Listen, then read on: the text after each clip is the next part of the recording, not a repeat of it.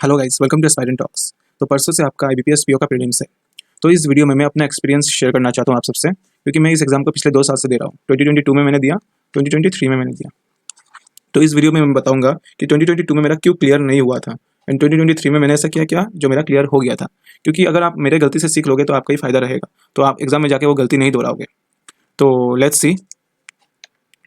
तो पहला जो मेरा एग्ज़ाम था वो 2022 में था, जिसका कट ऑफ अराउंड 49.5 या 50 गया था। इसमें भी मेरा क्लियर नहीं हो पाया था, क्योंकि ये मेरा फर्स्ट ईयर ऑफ प्रिपरेशन था। ऐसे ये तो नहीं बोलूँगा कि तब तक मेरा प्रिपरेशन अच्छा नहीं था, मैं काफ़ी प्रिपरेशन कर चुका था। तो मैं जब एग्ज़ाम देने गया, मैं तब इंग्लिश में 30 अटेम्प्ट कर लिया था, क्वांट में अराउंड 15, रीजनिंग में अराउंड 17 to 18। जब रिजल्ट आया मेरा स्कोर था 48.5। तो मेरा गलती क्या था, वो था एक्यूरेसी। मैंने एक्यूरेसी पे ध्यान ही नहीं दिया। अगर मेरा गलत कम हुआ होता तो मेरा सिलेक्शन मतलब प्रीलिम्स क्लियर तब हो जाता। मैंने इंग्लिश में 30 अटेम्प्ट किया था। जब मैं स्टार्टिंग प्रिपरेशन कर रहा था, मुझे इंग्लिश अटेम्प्ट करने में बहुत मज़ा आता था। तब मैं अटेम्प्ट करता था तो 30, 28, 27 और मार्क्स मुझे मिलता था 12, 13, 10। ये होता था। ये आप सबके साथ होता होगा। आप अटेम्प्ट करते हो, 25 प्लस मार्क आता है, 12, 30, किसी का सिंगल डिजिट में भी मार्क आता है। वो मेरे साथ भी आया हुआ है। तो मैं स्टार्टिंग मेरा प्रिपरेशन में मैं ऐसे अटेम्प्ट करता था। तो एग्जाम में गया, लगा मुझे इंग्लिश तो ईजी है, मैंने 30 अटेम्प्ट किया। और जब मेरा स्कोर कार्ड आया तब इंग्लिश में अराउंड मेरा 12 पॉइंट कुछ था। तो यही गलत किया था मैंने कि मैंने तब एक्यूरेसी का थोड़ा भी ध्यान नहीं रखा। तो ये है सबसे बड़ा गलती। फर्स्ट गलती जो है एक्यूरेसी। सेकंड, ठीक है, मैंने इंग्लिश में ये गलती किया तो मेरा रीजनिंग में इतना कम अटेम्प्ट, क्वांट में इतना कम अटेम्प्ट क्यों रह गया? देखो, क्वांट में 15 अटेम्प्ट आईबीपीएस पीओ में बहुत लोग का ऐसा रहता है, क्योंकि बहुत लोग का क्वांट एवरेज रहता है। पीओ पेपर में 15, क्वांट में मैं मानता हूँ कि ये ठीक ठाक एक अटेम्प्ट है। लेकिन रीजनिंग में 17 to 18 बहुत गंदा अटेम्प्ट है, बहुत गंदा स्कोर है। तो रीजनिंग में मैंने इतना कम अटेम्प्ट किया, क्योंकि रीजनिंग में तब मैं पजल में बहुत फंसता था। क्योंकि एक तो पैनिक हो जाता था मैं एग्जाम देते समय। ये नहीं होना है पैनिक। पैनिक क्यों होना है? आपने इतना मॉक दिया, आप कब से प्रिपरेशन कर रहे हो। एग्जाम जितना आप मॉक दे रहे हो ना, उससे बहुत लो लेवल का एग्जाम आएगा। तो आपको पैनिक नहीं होना है, जिसकी वजह से मेरा एग्जाम भी खराब हुआ था। रीजनिंग में मैं अराउंड 25 प्लस कर सकता था उस समय, पर मैं 17 to 18 में रह गया, क्योंकि पजल मेरे से बन नहीं रहा था। मैं स्टार्टिंग में पजल उठा रहा था, मुझे पता नहीं था कौन सा पहले करूँ कौन सा बाद में, वैसा चल रहा था। आपको तो उतना पता है ना आपको क्या करना है पहले। अभी मैं ये नहीं बताऊंगा कि आपको कौन सा लेना है पहले, कौन सा अटेम्प्ट करना है, क्योंकि वो वीडियो बहुत लंबा हो जाएगा। अभी आप मतलब इतना दिन आपका हो गया प्रिपरेशन का, तो आपको पता होगा बहुत लोग का वीडियो से कि आपको कौन सा पार्ट पहले अटेम्प्ट करना है।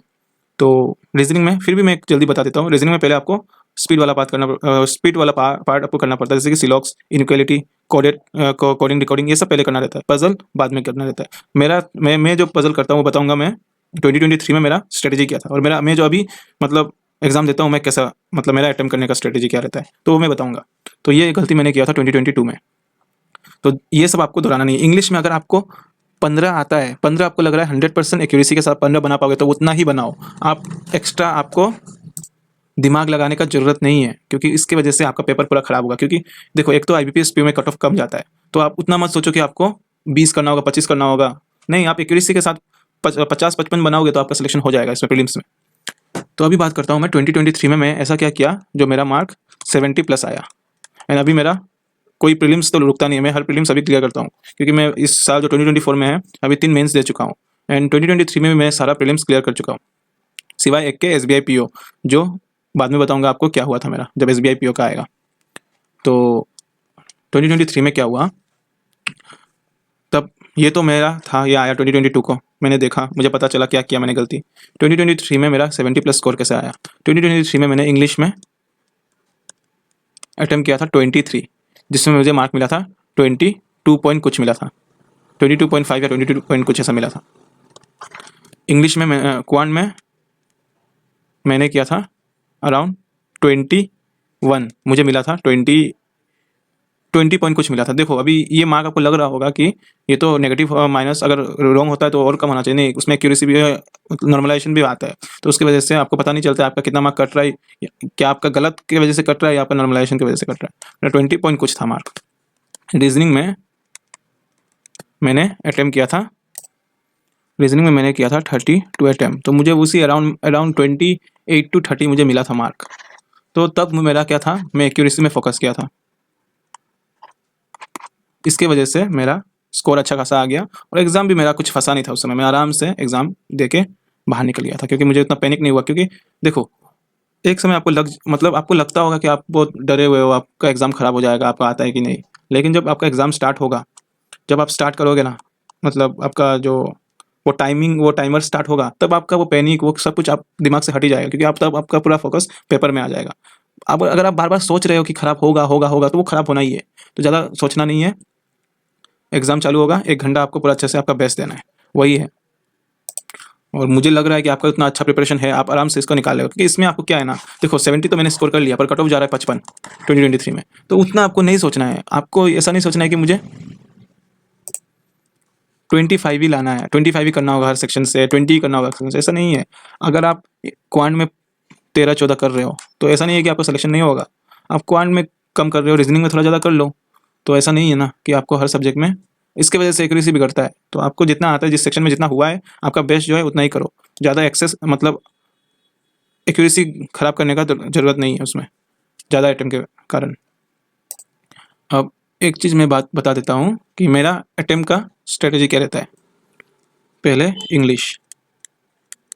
इंग्लिश का मैं 3 टॉपिक को बाद के लिए रखता हूँ। कौन सा? आरसी, पैराजंबल वो वाला जो 5 सेंटेंस अलग-अलग रहता है, मतलब अलग-अलग क्वेश्चन रहता है। 5 रहता है सेंटेंस और अलग-अलग उसका क्वेश्चन रहता है, और रहता है एरर। ये छोड़ के जो है मैं सब करता हूँ, क्योंकि उन सब में मेरा कॉन्फिडेंस रहता है। तो जैसे कि ये सबसे आपका करीब 15-16 क्वेश्चन आ जाता है। 15 से 16 क्वेश्चन आपका इन सब से बन जाता है। तो आप 14 क्वेश्चन जो है आपका, उनमें से मैं लगभग 10 से 11 निकाल लेता हूँ। फिर आरसी प्रीलिम्स का उतना टफ नहीं होता है। आरसी अगर 8 मार्क का आता है, आराम से उससे 5 से 6 मार्क आप निकाल लोगे, ईजिली निकाल लोगे। तो आरसी से मैं 5 से 6 मार्क निकाल लेता हूँ। पैराजंबल देखता हूँ, फंसा तो ठीक है, नहीं तो छोड़ देता हूँ। लेकिन मैं एक चीज़ कोशिश करता हूँ कि उसका पहला जो उसका ऑप्शन है, जो फर्स्ट सेंटेंस का है, वो मैं निकाल के कर लूँ, तो उससे 1 मार्क मिनिमम निकाल लेता हूँ। मैं वो मतलब तुक्का मारने की कोशिश नहीं करता कि ये मुझे लग रहा है हो जाएगा, तो मार देता हूँ। कॉन्फिडेंट हूँ तभी अटेम्प्ट करता हूँ। फिर एरर में लास्ट में आता हूँ। एरर का अगर 5 क्वेश्चन आता है, तो इतना अभी रीडिंग करते करते हो जाता है कि 2-3 क्वेश्चन आप निकाल लोगे। अगर एरर नहीं भी करोगे ना, तो भी चल जाएगा। ये अच्छा अटेम्प्ट है। एक्यूरेसी के साथ अगर आप इंग्लिश 15-16 कर रहे हो, बहुत अच्छा अटेम्प्ट है। तो ऐसे ही मैं मेरा इंग्लिश अटेम्प्ट करता हूँ। फिर क्वांट में फर्स्ट में स्पीड मैथ्स, मतलब इनइक्वालिटी अप्रोक्सीमेशन, क्वाड्रिकेशन अप्रोक्सीमेशन, फिर आपका हो गया नंबर सीरीज, ये पहले कर लेता हूँ। पहले 10 से 15 मार्क ये सबसे निकाल लेता हूँ। 10 मार्क का ही आता है आपका स्पीड मैथ्स इसमें, तो 10 मार्क इससे निकाल लेता हूँ। दो डीआई आता है, डीआई उतना प्रीलिम्स लेवल डीआई और कितना ही होगा, डीआई कर लेता हूँ। 10 मार्क का डीआई आता है, 20 हो जाता है। कैसलेट एक आता है, तो ठीक है, एक कैसलेट आता है। तो कैसलेट भी आपको लगता होगा, आपको डर लगता होगा कैसलेट करने में। अभी देखो, हर मतलब एस्पायरेंट का अलग अलग चॉइसेस होता है, किसी को कैसलेट अच्छा लगता है, किसी को नहीं। मैं मेंस में भी जाता हूँ ना, तो जब क्वांट आता है, मैं कैसलेट का अटेम्प्ट करता हूँ डीआई से, मतलब प्रॉपर डीआई से पहले, क्योंकि मुझे कैसलेट कंफर्टेबल लगता है। तो अगर आपको कैसलेट में कंफर्टेबल है, तो आप कैसलेट करो, या फिर ये कंप्लीट होने के बाद आप अरिथमेटिक करो। तो ये आपका क्वांट का स्ट्रेटेजी रहना चाहिए। फिर रीजनिंग में आप क्या करो, अभी मैं क्या करता हूँ रीजनिंग में, ध्यान से सुनना। रीजनिंग में पहला 5 मिनट में क्वाड्रेटिक इनइक्वालिटी, सिलॉग्स कर लेता हूँ। फिर मैं क्या करता हूँ, 1 या 2 पजल करने का कोशिश करता हूँ सेकंड 5 मिनट में। मतलब 12 से 13 मिनट तक एग्जाम का मैं 2 पजल करने का कोशिश करता हूँ, क्योंकि लास्ट में पजल नहीं होता है। लास्ट में आपके पास 3 मिनट 2 मिनट रहेगा, तो पजल नहीं होगा। पजल बना लोगे तो आप आंसर मार्क नहीं कर पाओगे। तो तब मैं बीच में सोचता हूँ पजल को निपटा लूँ। फिर लास्ट वाला मिनट में मैं क्या करता हूँ, जो कोडिंग डिकोडिंग रहता है, छोटा छोटा 1 मार्कर्स रहता है, वो सब मैं करता हूँ। तो रीजनिंग में मेरा ये स्ट्रेटेजी रहता है। तो ये था मेरा स्ट्रेटेजी, ये था मेरा मतलब एक छोटा सा मैं आप सबको बताना चाहता था कि मेरा जो लास्ट 2 साल का एक्सपीरियंस है IBPS PO को लेकर, वो कैसा रहा।